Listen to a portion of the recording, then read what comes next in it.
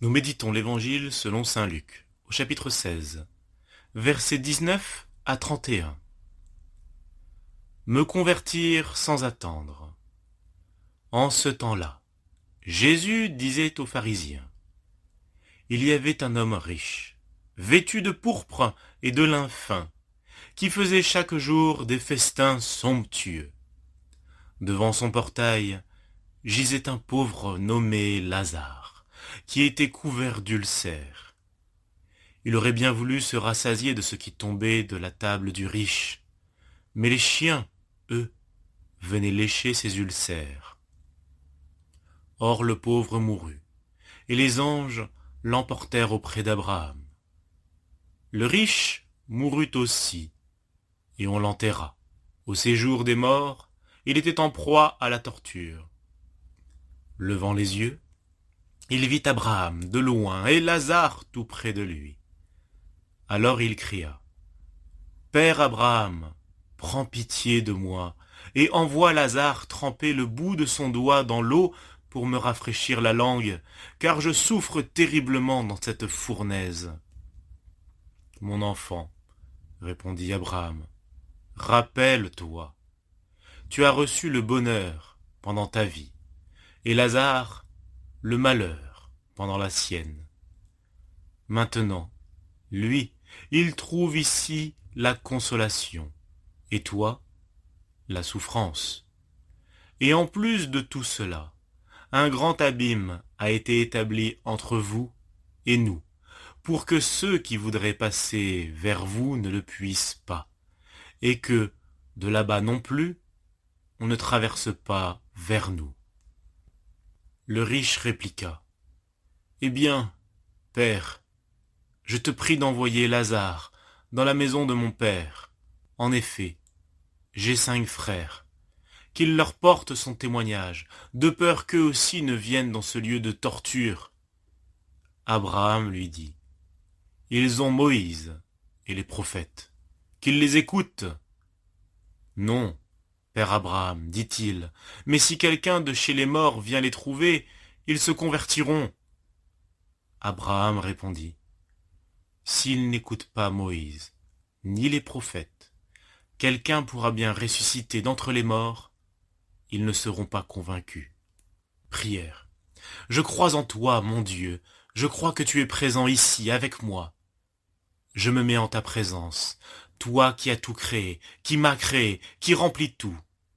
Augmente ma foi en toi, j'espère en toi, mon Dieu, j'espère en ta parole, en tes promesses, j'espère en la vie éternelle, cette vie qui est le but de ma vie sur terre. Augmente mon espérance, donne-moi de vivre les yeux fixés sur toi.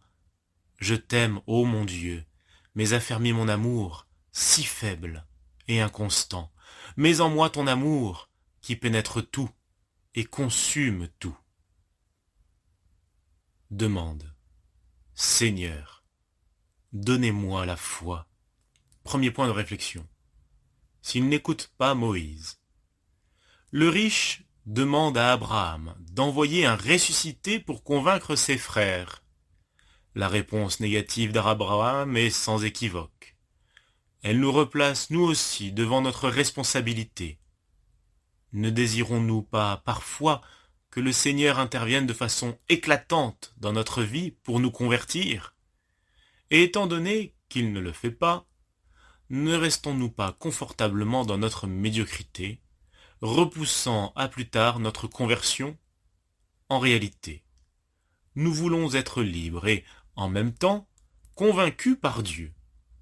Nous voudrions que la foi s'impose à nous, de façon à ce que la décision de vivre en chrétien ne soit pas si difficile à prendre. Deuxième point de réflexion. Cependant, pour qui ne veut pas croire, une intervention visible de Dieu ne serait pas utile, et pour celui qui désire croire, elle est superflue. C'est pour cela qu'Abraham ne consent pas à satisfaire la demande du riche. Croire n'est pas, en effet, un acte de l'intelligence seul. C'est un acte de la volonté et de la vie. Comme le riche, qui avait fait de sa vie un acte d'incrédulité, en vivant sans retenue ni amour du prochain. Il avait choisi de ne pas croire au Dieu qui aime ton prochain comme toi-même. Troisième point de réflexion. C'est ainsi que, souvent, nous voulons croire, mais que cela n'affecte pas notre vie, nos choix. Croire au Christ sans devoir en suivre les pas.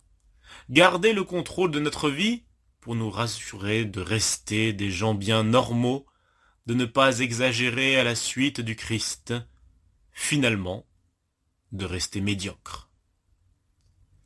Par cette parabole, Jésus nous enseigne à croire avec les actes, dès aujourd'hui, à ne pas attendre des preuves irréfutables qui bouleverseraient notre intelligence et le monde entier, à commencer notre vie chrétienne sans attendre, par des choses toutes simples, comme l'amour du prochain, par exemple.